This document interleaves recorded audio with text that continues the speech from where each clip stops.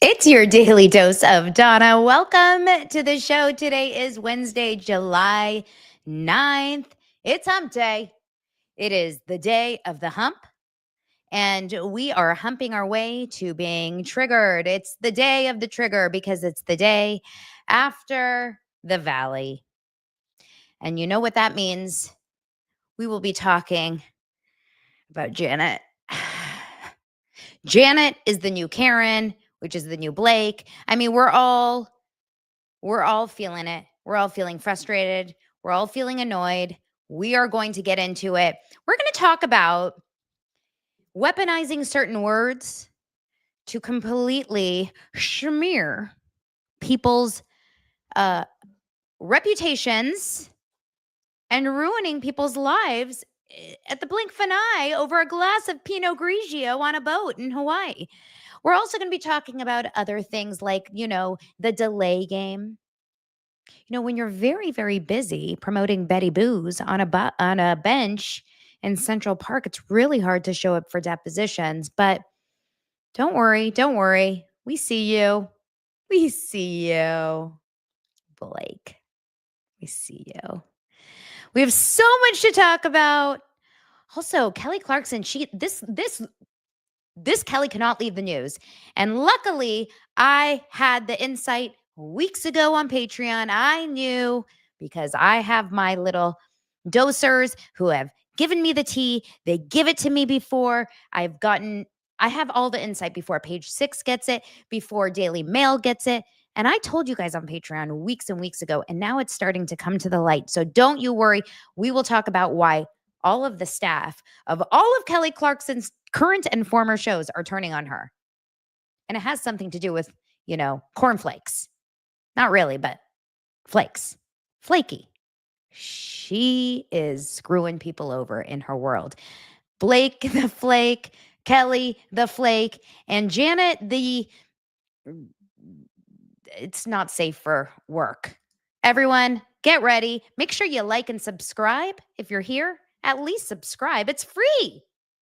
Make sure to subscribe. Give me a like and a subscribe. It's your daily dose of Donna.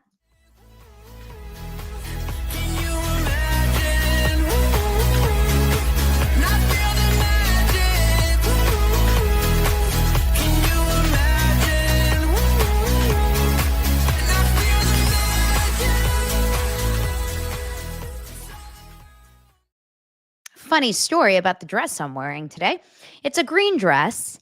It is made of a material that is, shall I say, it's like a thicker, like a sweater dress, but it's cut off like it's a tube top dress. And so because of that, I never know when to wear it, right? Because it's like summer on the top, but it's long and it's sweater. So I've never once worn it. This is the first time I've ever worn it. I don't even know if the tag is still on. I think the tag may still be on. But I was so late getting ready that I literally just was like, threw it on really fast before the show started. I think the tag is still on because it's scratchy in the back. But right after this, I'm running on over to my husband's studio because I'm recording an episode of my other podcast right after this. And then I'm recording live and in person with Lauren from the Court of Random Opinion and Zach Peter. Zach Peter of No Filter with Zach Peter. Do you guys know him? Not sure. Just in case you don't. He's spicy. So I will be in a room with my husband and Zach. I won't know which way to look. Zach was like trying to get me in trouble the other day. Yeah, Christina said Zach who? I know. Not a lot of people know who he is. It will be on my channel. It's a Daily Dose of Donna exclusive. But it won't be on today because we're recording it live today. And then I think I'll put it on tomorrow or Friday. Don't worry. I may take a picture with Lance and Zach. It's going to be weird. Hopefully no one gets uncomfortable. So where's Lauren going to stand? Who's she going to stand? I mean, got to get someone else in there. We're actually going to the site of DOSERSLIVE. We're going to take a site walk Very excited about that. Gonna show them. I'm trying to get Lauren to come back to LA for Dosers Live. She needs to be on the stands. Not on the stand, like a witness testimony. You know who's not on the stand is Blake Lively. Can't handle her. I really lost my mind over Blake Lively yesterday. Just Josh says, I am on speakerphone.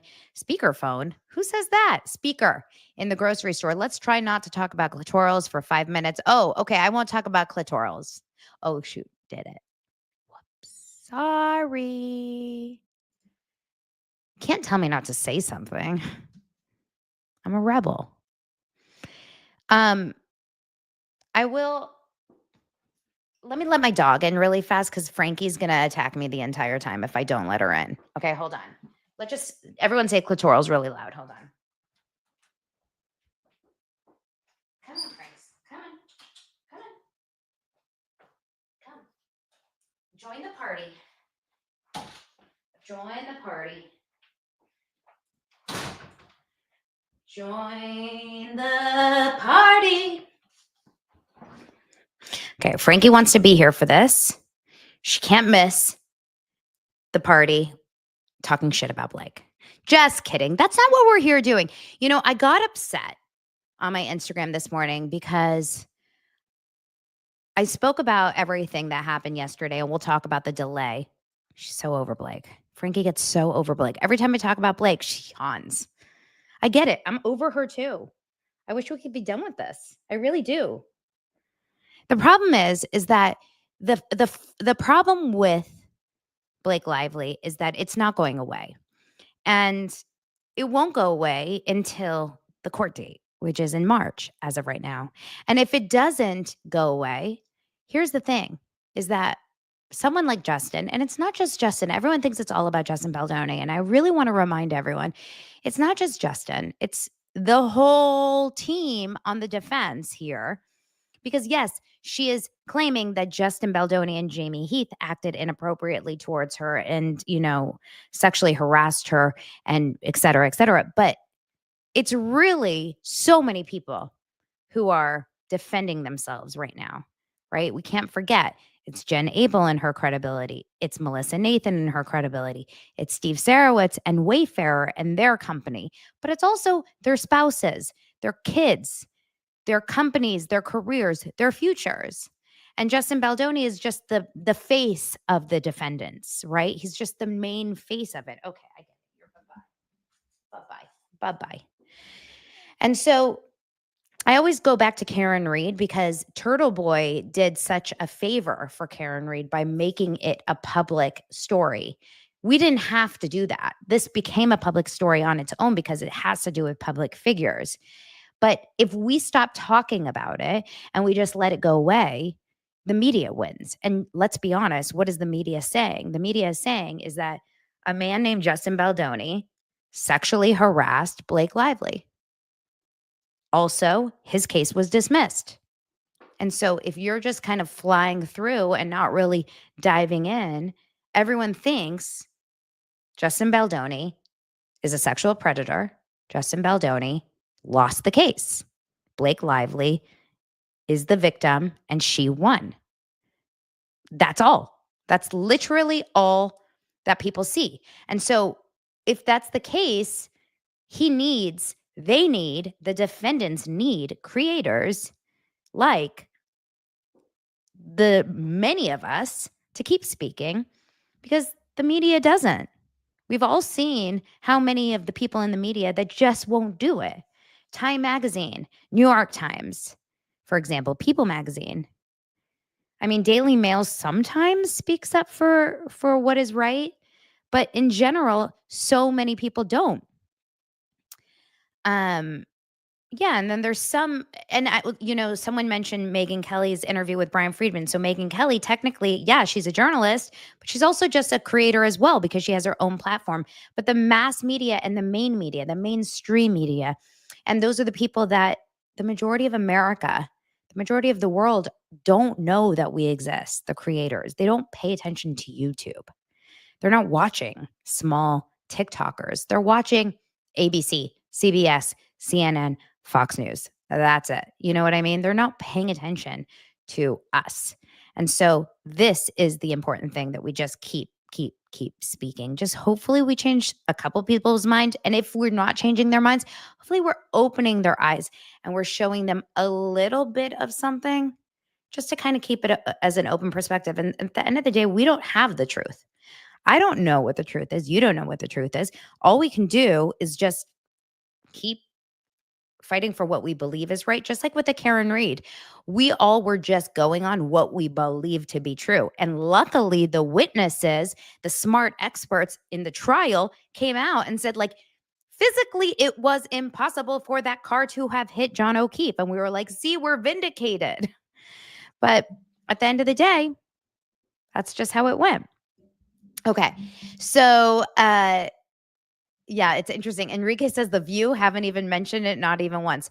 Well, what does The View talk about these days? How the people are still watching The View is shocking. Is that a thing? Is that a real thing that people are watching The View? Mind-boggling. Now, yesterday, of course, we did get a really fun legal update from Blake Lively's side. From Justin Baldoni and Wayfarer's side. I did post about it a bunch over on YouTube and TikTok and Instagram, of course, where I spoke about some of the updates that he had. And a lot of people were very, very impressed by the attorney's thoughts. And then, of course, a lot of people were very, very offended by it because they didn't agree with what he said. Now, he said a lot of things. He said in general that Blake Lively has been skirting around her deposition. Now, from my feelings in general, whenever I try to avoid something, like yesterday morning, I had to go to the DMV. Okay. I had to go to the DMV yesterday, and that's why I was 1 hour late to my live taping. And the only reason that I didn't go to the DMV and I was driving around with an expired license for 1 week is because I avoid going to the DMV like I avoid going and getting a root canal. No one wants to go to the DMV. Raise your hand if you want to go to the DMV. It's hell. These are the things you don't want to go to in life. I believe Blake Lively is avoiding going to the deposition like she has to go get a tooth pulled. Like no one wants to get deposed by an opposing lawyer. But unfortunately, this is part of the deal when you bring upon a lawsuit. It's inevitable. You must do it. I don't know all the rules about it, but the attorneys have told me that this is a must, right? You have to do it. You have to go and get deposed because you need to speak your truth. You need to share your story. You need to be asked the questions and you need to share your story. And she is avoiding it like have you seen those car chases, like woo jumping over the hoops and under the things, and she's doing everything she possibly can to not go. And she was supposed to go in June, and now she's supposed to go on July 17th, and it keeps getting pushed. And the attorney, Kevin Fritz, and I like that it's not Brian Friedman. I like that he's staying silent right now because I'm just going to be honest, and I have no insight, but I have a feeling that Mr. Judge Lyman does not like Brian Friedman. Anyone else feel that way? Judge Lyman does not like Brian Friedman. I'm not surprised. I really do not believe that Judge Lyman has a thing for Brian Friedman. I think he's pissed by Brian Friedman because Brian Friedman gave no Fs. And he was coming out loud and he was coming out proud in the media and he was throwing everything and throwing all the things online. And so I'm glad that he's staying a little bit silent. And I would hope that he continues to stay silent between us. I want him to stay under the radar. And I think this other guy, Kevin Fritz, that's coming out loud and talking for Wayfarer, and this Ellen Garofalo, who's another attorney, I hope that they continue to speak. But I want Brian Friedman to just zip it. Like, remember Kathy on Golden Bachelor? Zip it. I want him to zip it. That's how I feel. But Blake Lively is she's just not, it's a rules for thee, not for me, right? I want it now, daddy. but she wouldn't be talking to her daddy. I want it now, Elaine McLively, or whatever her mom's name. Life is like a bowl of cherries, hooting and hollering. I was putting together a little reel the other day, and I had to go and watch that Time Magazine Titan speech again, and it was a struggle. A real struggle, my friends, a real struggle.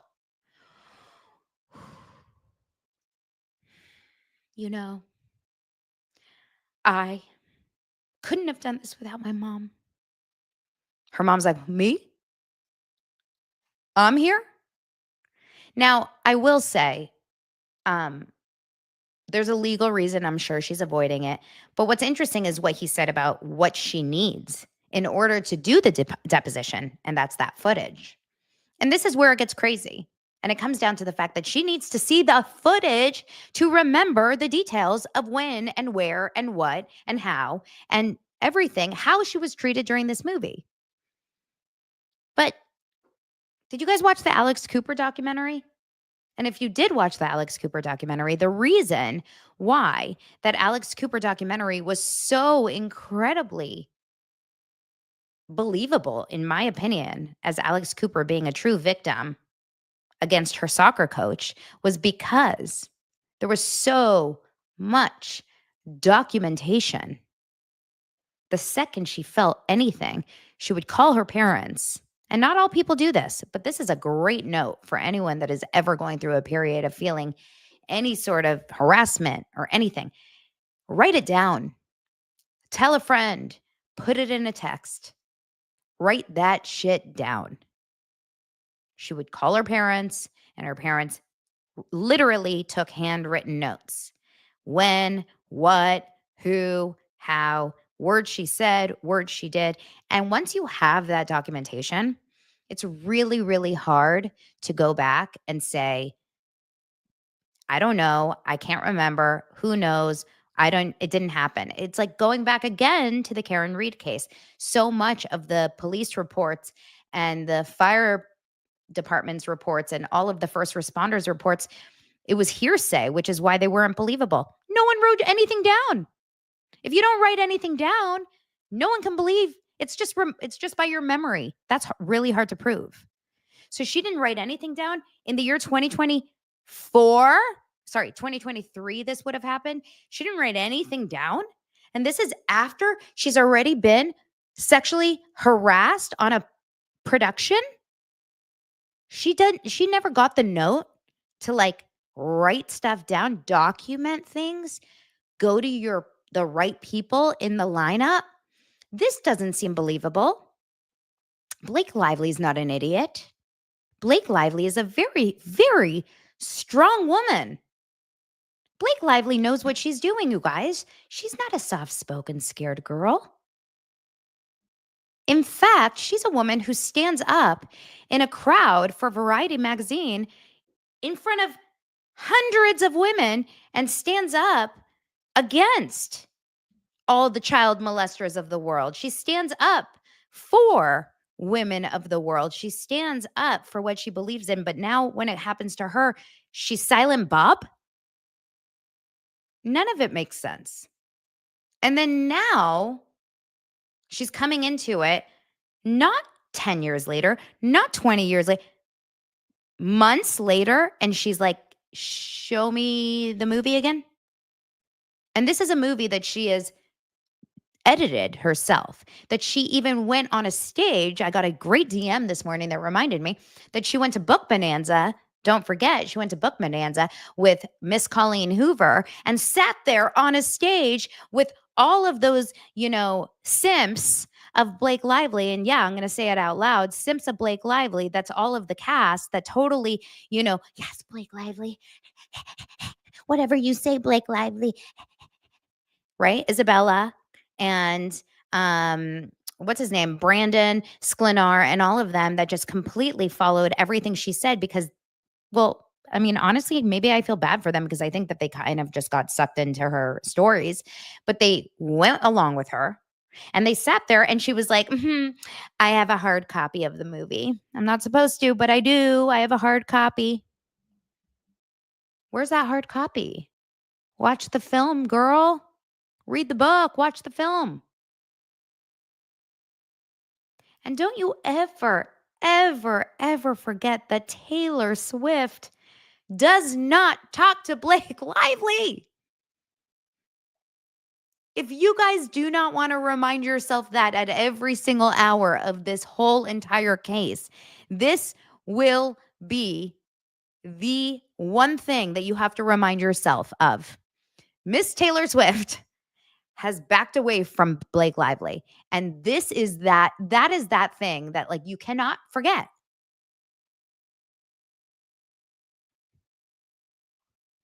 Now, she wants to see 50,000 hours, she said, of footage, which would amount to 5 years of watch time. That's longer than a Big Brother season.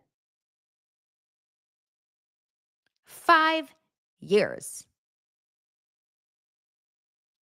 And Wayfarer is like, I seem to believe we have 150 hours of footage. That's just a Love Island season. We can do it. So yesterday, this whole rant came out from Fitz, right? Kevin Fitz. He says, we don't want to delay anymore. Stop delaying. Show us what you got.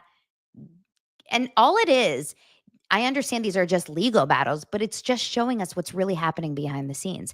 And this is very important. This is very, very important for us to know because what everyone thinks is happening in front, they're winning. Justin dropped the case. They're winning.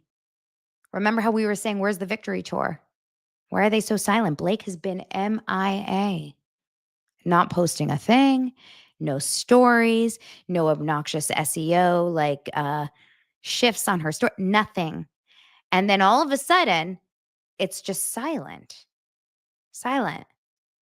Because stuff is happening behind the scenes. And this is all very insightful for us to know.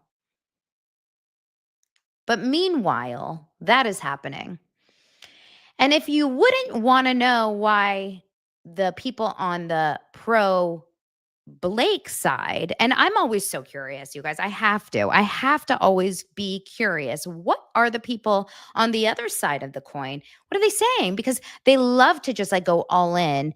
If there's ever any sort of a win on the Blake side, they love to like really hound that in, right? They do threads after threads after 30 threads.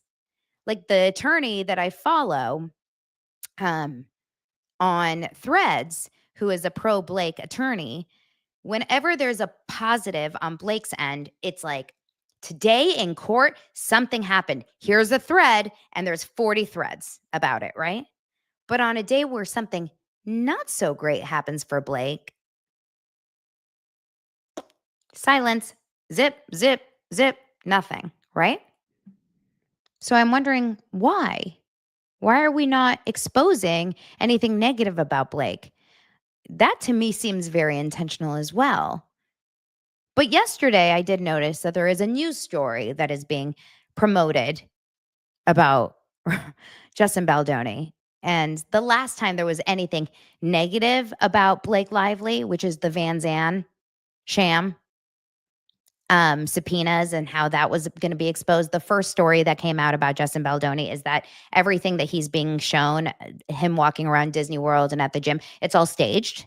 Right. That was the first thing that came out. Everyone loved to say that. Look at Justin Baldoni. He's staging all of these pap walks.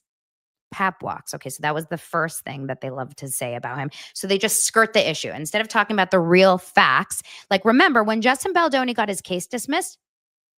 Go and look at my stories, right? Or my videos. I talked about it. I was like, this is shitty. He lost this moment. Like, this was a shitty moment. But no. God forbid they ever say Blake had a bad day in court today. No. It's Justin Baldoni is pap walk. Okay. And then yesterday, a news story has arrived that Justin Baldoni allegedly and Wayfarer never donated any money to the No More Foundation that they promised that they would after the It Ends With Us movie. Yep. Now that's the news story. The news story that circle is trying to promote is that Justin Baldoni and Wayfarer had promised to donate 1% of the proceeds of It Ends With Us to the No More Foundation. And now they are literally trying to say it never happened, as if they are sitting in the accounting office of Steve Sarowitz and Wayfarer. They're in his pocket. They have all the knowledge. And it's so low and so insane to go this wild. Talk about a smear campaign. They're now literally creating stories that Justin Baldoni, Wayfarer, are scam artists, basically, and have lied about the entire No More Foundation and that promise that they are pledging the money. And if you guys don't remember, there was a whole story in Variety back when the movie came out. And, of course, I pulled it up about what they were going to do. And this is an amazing story. And this was the point of the movie. Remember, this was the whole point of the movie for Justin Baldoni. But of course, we have to weaponize this against him because Blake, right? That would be the right thing to do to support women, is let's weaponize the people that want to highlight domestic violence. This was on August 14th, 2024. It Ends With Us. Justin Baldoni's Wayfarer Studios partners with nonprofit No More to provide resources for survivors of abuse. And the whole story is basically saying that through an end card running in the film's credits and a dedicated page on their website, No More aims to offer survivors of domestic and sexual violence easy access to help. They're also offering a global directory, etc. It's talking about the film more. It says Wayfarer Studios has an ambitious mission. We aspire to create projects, We've partnered with No More. And it talks about how there's also a comprehensive guide to recognize the signs of abuse. There's a viewer's guide, a toolkit, etc., etc. There's a collaboration. He's opened up about the partnership. He talks about how important it is, etc. Okay. Why in the world would you decide to now, a year later, turn around and try to say that never happened? It's so insane. It's really, truly, I feel so low. But then, if that was the actual case, why would No More, the foundation, on August or July 9th the next year, why would they still have on their website an It Ends With Us dedicated website page on their website? Why? If It Ends With Us and Wayfarer screwed them over so badly and never donated any money and never followed through on their promise and never did anything for them, why would they still dedicate an entire page on their website all about a viewer's guide of It Ends With Us, a survivor's guide, share your story, a community toolkit, and everything else? So this, talk about a smear campaign. It's so hypocritical. It makes me crazy. Can't handle it. Can't handle it. Okay. Anyhow, that is my feeling on Blake Lively today. And I don't believe that we can stop talking about it when things come up, because we need to keep the story alive so that the media doesn't completely bury Wayfarer, Justin Baldoni, and the defendants. We will see what happens today as everything continues to come out. And, as things do continue, things will continue to come out all the time. Okay. We got to move on to the crazy stories about Janet. It is, you guys, we got to talk about the Valley. Before we do, I want to remind you that this week We have great, great sponsors, and the first is Function Health. Specifically this week, I chose Function because it's the only health platform that gives you access to the kind of data most people never see and the insights to actually take action. Inside Function, you can test over 160 biomarkers from heart and hormones to toxins, inflammation, and stress. You can also access multi-region MRI and CT scans all tracked in one secure place over time. It's a near 360 view to see what's happening in your body. Did you guys know that there's nearly 30 biomarkers that can impact your skin more than your skincare routine? Because breakouts, dullness, dryness, redness, they're not just surface issues. They're internal signals, and Function helps you see them more clearly. Function is the first health membership that gives you access to 100 plus biomarkers across the whole body: hormones, metabolism, inflammation, heart, liver, hormones, and more. Plus, you can add on MRI and CT scans too. Medical grade insights tracked over time, explained in plain language. So it can show your vitamin D, your zinc, iron, and vitamin A, your estradiol, your testosterone, your glucose, insulin, all of those things. So if you are struggling with your skin right now or any other health issues, try out Function. It's offering 160 plus lab tests for just $365 to anyone who signs up. That is a huge discount to what they normally offer. And it's only this week between July 7th and 11th. So just go to functionhealth.com/Donna. That's DANA. Functionhealth.com/Donna to learn more and to get started. Okay. We have to keep going on talk about Janet and the Valley. Well, specifically Janet, but the Valley in general. So the Valley is like one of the only shows on Bravo that I still watch, although Real Houses of OC is starting tomorrow, and you know I love that show.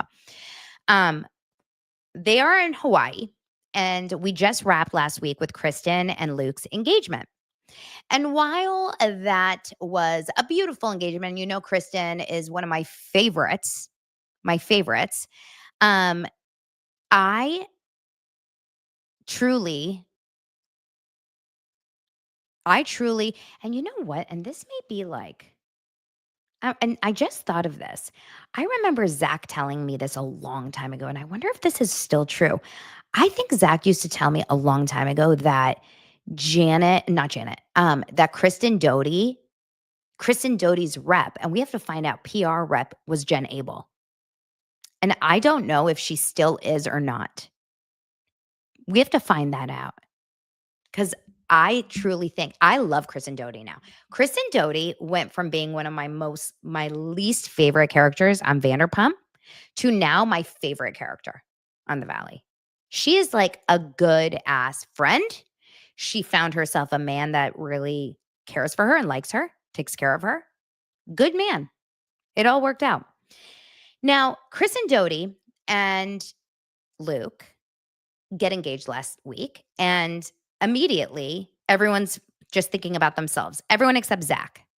Zach Wickham is the only person that's happy for them, and Nia and Danny. But everyone else is thinking about themselves. I can't stand people like this. It's giving very much Danielle on Summer House. If you don't remember the reference, go back a couple seasons when Carl and Lindsay got engaged. Remember that craziness? And Danielle is like going to the engagement party, and she's like, why wasn't I invited? Why didn't I know about it? Why wasn't I told? How come I didn't know? I would die. Like one of the most selfish things you can ever do after an engagement. So Brittany's a little bitter. She pretends that she just wishes she was there, but she's bitter. And then Janet acts like a little, one of the worst, right? So they go to this like kind of engagement party that Zach puts on where everyone has to like wear matching shirts. And Janet decides with her husband, Janet's husband. I don't even want to say his name, Jason, because now he's just Janet's husband. He's the worst. So Janet's husband and Janet decide, we can't celebrate Kristen. We don't like Kristen. So they decide to go to dinner and just sit there at dinner and probably just like boo-hoo the entire time. Marrying Janet would be probably the worst feeling of life. Like, it's like being married to Eeyore. Honestly. So Janet and Janet's husband are just sad and depressed in Hawaii. And they end up going back to their room and just lay there in sadness, watching TV. I'm sorry, if you're married and you're in Hawaii and you end up in bed at like 8 p.m. watching TV when you have a baby at home and you're away from that baby and you're in bed with button up pajamas with like a t-shirt and it's 8 p.m. Like, I don't, you're, bye. Like, drink a Mai Tai and have sex. They have the worst marriage. They have the worst life. Nothing will make me like her.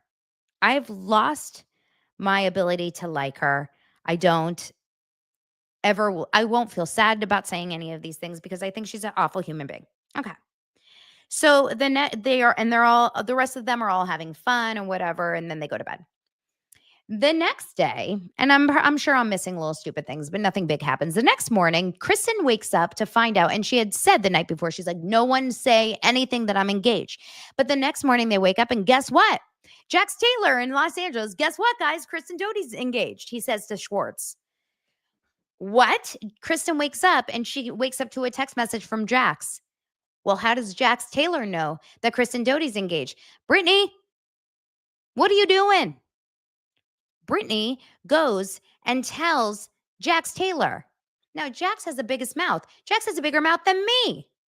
Okay. So Brittany is quickly moving lower on the totem pole. I'll give you guys my whole hierarchy on on the Valley.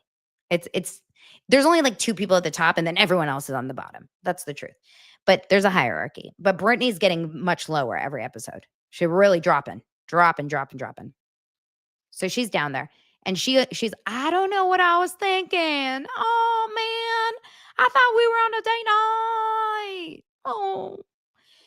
So she ended up telling Jax, who is the worst person because he ended up texting everyone. Okay, bye. So he texted all the guys on the guys' chain. So now the whole world knows. Everyone's already talking shit. Worst thing you can ever wake up to the morning after your engagement, so on and so forth.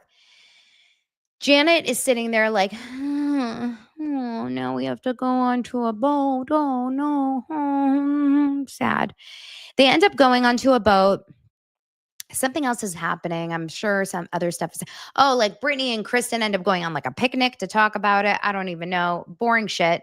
They end up going on a boat. And this is where Janet's like, I'm feeling really uncomfortable. Yeah, bitch, because you're the worst. Because no one wants to be your friend because you literally have started shit with every single person on this entire trip. Of course you're feeling uncomfortable. You've ostracized yourself from every single person on this vacation. Sit on that boat and sit over there on that boat. I'm not big onto leaving people out. I'm actually big onto come one, come all, let's all be friends. But sit over there and sit on the other side. Horrible with your husband. Remember, he doesn't have a name. He's just the husband. So they're sitting over there. And then the worst is Brittany's like, Janet, you want to come and sit over here with us? And she's like, no, I'll sit over here alone. And you know she's the worst because earlier in the morning, her husband was like, Janet, how'd you sleep? And she goes, I actually slept pretty good last night. And then right on the boat, she's like, I'm tired. Because she's uncomfortable and awkward and has nothing to know what to say. She's the worst. Now, hours are going by. No one is talking to her. No one wants to talk to her. And then Michelle at some point comes and sits next to her. And I have fallen in love with Jessie Lally, which is a problem. Okay. Because now Jessie Lally, compared to all these other pieces of shit on the show, seems like a great dude.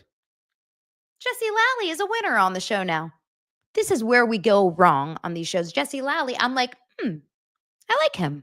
Did anyone else start to like Jessie Lally last night? I'm like, kind of seems like a good guy, right? Jessie Lally, all of a sudden, I'm like, okay. I get it because Michelle, his ex, is officially the worst too, right? She's off. Well, he used to be such a douche. He didn't used to be such a douche. He used to be such an amazing guy to me, but now he's a just douche. He's a douche to me now. He didn't used to be the douche. And then she's so annoyed about this Jenna Willis. I'm sorry, I would be less annoyed about Jenna Willis and more annoyed about the fact that your boyfriend can't close his eyes. I'd be concerned about that. Does she ever just go to him and go, like, He has a problem. She's worried about him and his ex-girlfriend. Does he do this when they're sleeping together? Michelle, I love you. I mean, I couldn't. Can you imagine? Michelle, I want to marry you. She wants to sleep with that? Give me Jesse all the way. I'll take his fucked up behavior over in a heartbeat. Michelle, I want to be Isabella's stepdad. What? It's like jump scare shit. So then we go to a little bit later. Janet decides to depress Michelle, and they sit and they start talking about something. And somehow Janet decides to have a conversation with Zach. I don't remember how. I don't remember why, because I kind of fall asleep. I go in between getting angry and falling asleep when Janet's on the scene. So she decides to want to have a conversation with Zach about something. And then Zach is like, let me get Kristen. And now I'm like, now it's getting good. Right. So Zach and Kristen come on over and they start talking to Zach, to Janet. And at this point, I'm like, okay, we're going to get somewhere good. And they go over what happened to El Coyote. And Janet has selective amnesia. She and Blake Lively share this in common. They should really go check. Maybe it's something they're putting in their hair. That Betty Buzz, Betty Mist. There's something going on there because both of them seem to forget how they act. But she's like, I didn't yell at you, El Coyote. Take some accountability. Bye. And the flashbacks are so good because they immediately pull you right back into that moment. And you're like, you can't erase a flashback, right? Take a to-go box. Bye. If that's not yelling, then what is that? So they go back and forth about the way that they were acting. And it's getting dark. This conversation's going on a real long time. And the whole time I'm thinking, Zach is saying that he's seasick. And this boat is rocking. It's rocking. And I'm thinking, oh my God, is Zach going to throw up? I was throwing up just watching it because I was thinking, is he seasick? And then all of a sudden, at this moment, I realized that she seriously was, Janet was, she was waiting. She's like, I'm going to take down Danny and Nia. I'm going to take him down. And she decides in that moment to say, well, Danny, two people that are not part of the conversation, they're not there. Neither of them are there to defend themselves. They're upstairs. They have 3 babies. This is a church-loving, what do they call them? Jesus-fearing, I don't even know. I'm Jewish. Jesus-fearing couple upstairs away from their 3 little babies. She's a pageant mom. He's an actor that was on iCarly. I'm not saying they're perfect, but they're upstairs living their best lives, drinking their probably lava flow virgin. She's drinking a virgin lava flow. I am sure of it. He's probably drinking a double, but whatever. They're living their best life upstairs in their Tommy Bahama from Marshall's shirts. And all of a sudden, Janet decides to throw out a word that says, well, Danny sexually assaulted Jasmine. And Kristen goes, excuse me? No, we are not doing that. We are not throwing down the sexual assault. No, I'm done with this conversation. And Zach is like, we're done. Zach is like, I'm up too. You're crazy. You are crazy. And that was my moment where I said, enough. I was Taylor Armstrong in Real Housewives of Beverly Hills season 2. Enough. This man, Danny, was drunk and grabbed his lesbian friend's ass at a bar. She didn't like it. He apologized. And then he apologized again. And then he apologized again and again And again and again and again and again and again, again, again, again, again, again, again, again, again. And now they're calling him a sexual assaulter. And this is a man who's now a father of 4. And I'm telling you, this is where we cross the line from, I would say, like normal reality show fun to um like how do I put it? Like Threads. Now I feel like I'm on Threads. You know what I'm saying? Does anyone, you guys, if you've been around dosers, I think you guys get it, right? Like now I feel like we're on Threads. Like these false accusations, these big words, these big crazy. She for sure uses words like she says the all the big words. Like what are the words that Gen Z uses? Everything. She like marks all of the words. For sure she supports Blake Lively. Oh my god, she's probably that ex-patriarch dude. That's probably who she is in a costume. That's probably Janet. 100%. She says all the words that Gen Z says. She says she is horrendous to say that, knowing you have a camera and an audience on Bravo filming you is so sick, is so wrong. He is a family man. He is a father. She's already tried to say he's an alcoholic. And now she is saying he is a sexual assaulter. F you. I am done. Like, done. Amy, thank you so much. I find very concerning the preview of next week where Janet is stating that if Danny drinks, she wants to not be close to him. She is absolutely destroying his character, or at least trying. No shit.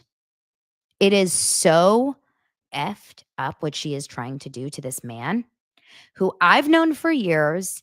I don't know him well. I am not a close friend of his, but I've been DMing with him for 2 years now since the Valley has started. I used to audition him all the time. He used to come in. I think I've cast him before too. I definitely know he used to audition for me all the time. This is so fucked up. I am so grossed out by her, and she should be taken off the show. It's not okay. It's not okay. It's really wrong. And then, of course, the other people are saying, well, the actual definition, and even on the after show, it says, well, the actual definition is sexual assault. Okay, it is. Yes, grabbing someone's ass is sexual assault. Yeah. But there's also a way to be using these words and a time and a place. And if you use them, you know what you're doing. And if you say the word sexual assault in a form about a person, like you know what you're doing. You're not doing it in like a fun, light way. You're doing it to ruin someone. You don't say that about a person who you care about. You don't say that about a person in a light way. And you don't say that about a person on camera, knowing it's like Kyle Richards saying to her sister, you're an alcoholic in a limo on season 1 of Real Housewives of Beverly Hills, or about Camille Grammer saying that Taylor Armstrong's husband abused her. Once you said it, you said it. Now you can't take it back. It's out there. This man will consistently always be able to find that word next to his name in the Google. It's not okay. It's really, really not okay. It was very intentional. And this is a woman who's friends or was with Nia, his wife. And I don't think they understood in that moment the implication of using that word. And she stood behind the fact that, like, my husband's an attorney. That is the definition of it. How dangerous is that? That is someone I would never want close to me, ever. So, Janet, luckily for you, I'm going to do you a favor. And I'm going to try my hardest to do this as well as I possibly can.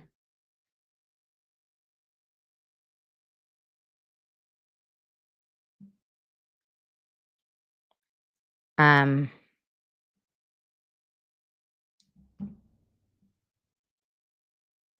so the whole story is Janet and um, okay. The whole story is Janet and Sheena are close because Janet was a fan. They talk about this on the show. Kristen brings it up this week, and she says Janet is not a real friend of ours. Janet was a fan. It gets brought up on the show, and then they bring it up later on the after show, and it's Janet and Sheena. And the whole story, allegedly, according to Janet and Sheena, is that Sheena just happened to be at the Mondrian. This is a local hotel here. And Janet just happens to show up at the Mondrian Hotel, hangs out with Sheena. They're both going through breakups. Sheena was the first person that Janet ever told, I'm getting a divorce to. A stranger who happened to be on Vanderpump Rules, who Janet never ever met before, but watched Vanderpump Rules the entire time. That's weird. Okay. So she decides to become very close with Sheena. Sheena needs, look, I think it's pretty obvious that Sheena loves to be friends with someone that loves her. Right. So I'm sure Janet was like, I love you, Sheena. I will do everything for you. I will do anything you want. So she becomes very, very, very close with her. And Sheena loves it because now all of a sudden she has someone in her corner that's like, I'm your best friend. I will do anything for you. So Janet then moves to Los Angeles and becomes very, very, very tight with Sheena. And I got a DM from someone who's not necessarily very close anymore, but was close. And this, the story is so wild. Okay. But the person does not want to be outed. And they don't want me to share anything that would out who they were. And it's very, very hard to share this story without being able to out who it is. But I will just say, and I'm going to really try to, because I just got more information just yesterday. Okay. I'm going to try very hard to cut through it and try to figure it out. So I don't want to like do this sloppy and ruin someone's, trust with me. But I will say, this person says your Janet post is spot on. She's the worst. I'm cutting through a lot. Um, Total projection. I wasn't the one whose goal it was to be on reality TV. Karma is doing its job on her. She's done at least 10 underhanded things to me and other friends as well. Her own aunt and uncle told her ex-boyfriend to run from her because she's a pathological liar. Um, there's more. There's more. There's more. There's a whole other story that I can't say right here, but I'm going to try to find a way to say it. Um, there's a whole other story of what happened during Vanderpump Rules, including around her, Sheena, and Ariana, that will blow your guys' fucking minds. And the end says, so her goal and dream to get on TV has resulted in the viewers seeing how awful she is. It's really poetic justice. Guys, this woman is not okay, and she should not be on TV. And the valley is so damn dark, it's not okay. Between Jax and between Janet, we need them gone. We need them gone. Meanwhile, okay, let's move on to another story. Just quickly, we did get an update just now on the Blake Lively deposition. I don't want to go backwards, but we did get an update. They're saying basically Blake Lively's team has responded to Wayfarer. I hate to go backwards, but Blake Lively has responded. Her team has responded, and this is what it says. I'm reading it for the first time here. It's from I don't have the entire letter yet, but I'll get it soon. It's from her attorneys. It's basically saying, let me try to see how I can read this well to you. Plaintiff Blake Lively respectfully submits this reply in further support of the joint motion to amend the case management plan. And then it says, notwithstanding this agreement, the Wayfarer parties have filed an opposition in order to assert baseless, false, and irrelevant accusations about Miss Lively, such as that Miss Lively has failed to diligently engage in discovery and seeks to unnecessarily delay her July 17th deposition. This false claim just so happens to parrot the sanctionable narrative spun by Wayfarer's lead counsel, Brian Freeman, for months, namely that Miss Lively is hiding the truth and afraid of being deposed. To be clear, all of this is categorically false. Not only has Miss Lively repeatedly stated that she intends to move forward with her deposition on July 17th, it is actually the Wayfarer parties who just hours after submitting their opposition yesterday sought to take that deposition off the calendar, relying upon a brazen misrepresentation that they were responding to a request that Miss Lively never made. So on. They're saying the same cannot be said for the Wayfarer parties. Miss Lively has made painstaking efforts to diligently engage in discovery in this case. Da, da, da, da, da. So now they're coming back and saying Wayfarer is lying. Miss Lively is doing everything she can to engage. So they're going back and forth, saying that absolutely Wayfarer is lying and Blake Lively is telling the truth. And she is doing everything in her power to get this to move forward, and Wayfarer is not. I mean, shouldn't they all just have like documentation to back it up? The judge should be able to be like, well, one of these is true and one of these is not. I feel like we're breaking up a fight between my 10 and 12-year-old. It's wild. Is this true, Kenny? 740 people watching and only 190 likes? Come on, guys. Get that number up to 300 right now. I won't keep talking until it is. Na na na na na na na na na na na na na na na na na. Come on, guys. Do you believe in love? Come on, up those likes. Tell me where they are now. So Blake Lively is, well, I mean, of course her team wouldn't say, yeah, it's true. We're lying. All right, keep it going, guys. Keep those likes up.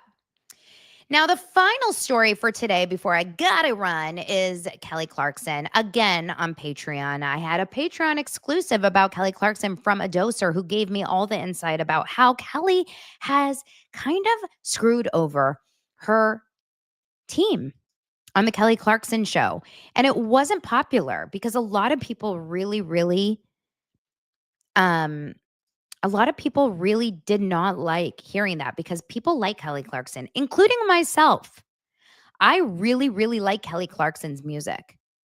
I've always liked Kelly Clarkson. I've always thought she's wonderful and amazing and beautiful and gorgeous and phenomenal. And I really don't get why this is happening in her career, but unfortunately, sometimes things aren't what what they seem. I've met Kelly on the Reba set when I was casting Reba, and she was so kind and so wonderful. But sometimes these things happen. And if you go to my Patreon episode, which I will leave only on Patreon, I read an email directly from someone who worked on the Kelly Clarkson show. And a lot of people said, wow, this is insightful. And then some people said, I don't believe it. I don't believe it. This feels like a smear campaign. But I truly told you that I honestly believe that she is honestly either spreading herself too thin, literally just falling apart because of stress. And I'm not saying it's the actual losing the weight, but it doesn't help when you're going through so many changes. She's lost so much weight. She moved to New York. She upped and changed her show. She divorced her asshole husband, and I truly believe he's a horrible human, allegedly.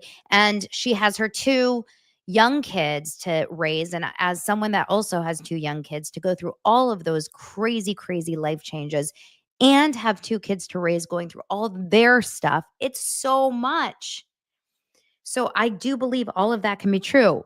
But when you are the host of a talk show and then you go and you run a Vegas show and people are counting on you, and it's not just the fans, it's also all of the crew and your hair and your makeup and your wardrobe and your agents and your managers and the fans. There's thousands of people that are relying on you to get that amount of to get your work done.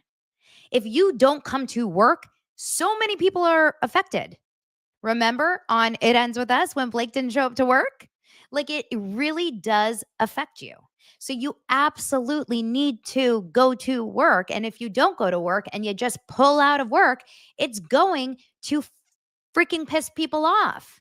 So, of course, you will be able to hear firsthand from the email if you go over to my Patreon. But on page 6 today, now it's coming out that it's really coming, like, it's catching up to her. And because it's not just her talk show, now it's her Vegas show. She's now canceling her Vegas residency minutes before her 4th of July show over vocal issues. Kelly Clarkson? This is someone that can sing anything everywhere all at once, right? She axed the opening night of her studio sessions residency at Caesar's Palace 90 minutes before her show on Friday. Do you know how expensive it is to fly to Vegas, to buy those tickets, to get your hotel room, everything on freaking 4th of July? Do you know how pissed I would be? Kelly Clarkson is a big deal. A lot of people probably spent so much money to get there. To get a hotel room for 4th of July weekend in Vegas is like insane. That is not a small thing. Yes, you get your money back for the tickets, but that is a crazy amount of money for the weekend. And then what? 4th of July. Now you're out of a night. You don't have anything. And I don't think it's because she's sick, guys. Sorry. She said she could not risk causing serious damage to her voice. She belts out every single note. She's an incredibly powerful singer, but it takes its toll on her vocal cords. 90 minutes before? What? Then remember, in March, she missed 10 episodes of her talk show with her spot being filled by guest hosts, but she was absent again the following month. She just says personal reasons. But her crew is like not happy about this. An insider in the know says Kelly's personal life is so insanely complicated. She's fighting some serious hidden battles that very few people are privy to. It's a source of emotional and therefore physical distress for her. Clarkson has been candid about just how much the 2020 split after 7 years of marriage and the ensuing legal battle took out of her. Just to be brutally honest, I did not handle the divorce well. Now, there's all these rumors that maybe he is sick and he's going through some stuff and she needs to be there. And look, I get it. I feel bad for her if that's the case. It's just there's a better way to go about this. Something is going on.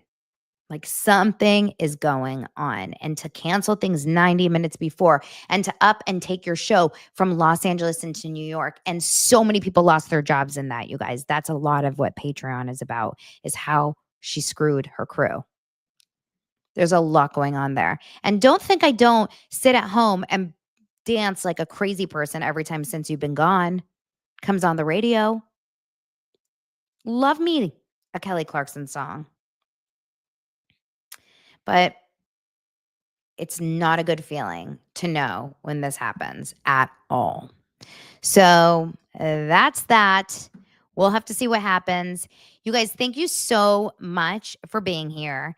And I hope everyone, Micah says she did the inauguration. No, you're thinking the different American Idol.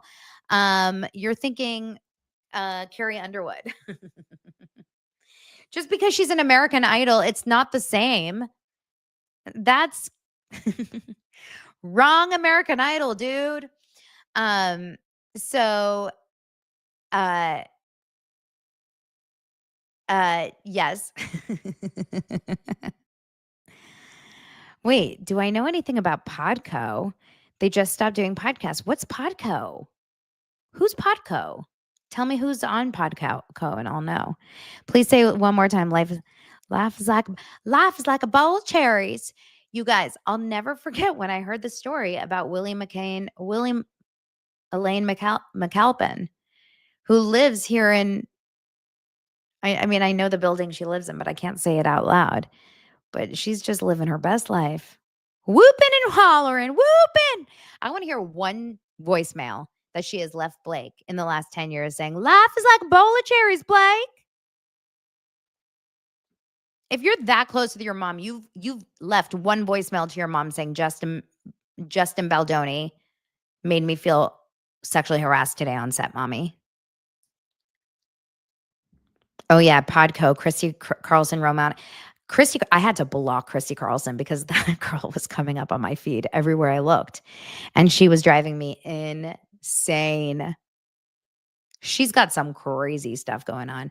Yeah, that was like a weird crew. We'll get to the bottom of that. Let's do a deep dive on Podco. It's a really interesting one. Billy Bob McAlpin. Okay, you guys, I love you. Thank you for being here. Make sure to subscribe and like the show, and I'll talk to you guys tomorrow. Oh, this is so exciting, Carol. I know you haven't said so much about Teddy, but my hubby who had the same treatment and tumor just rang the bell last week. Yay! Yay, that's so awesome. All right, you guys, I'll talk to you soon. Love you. Bye.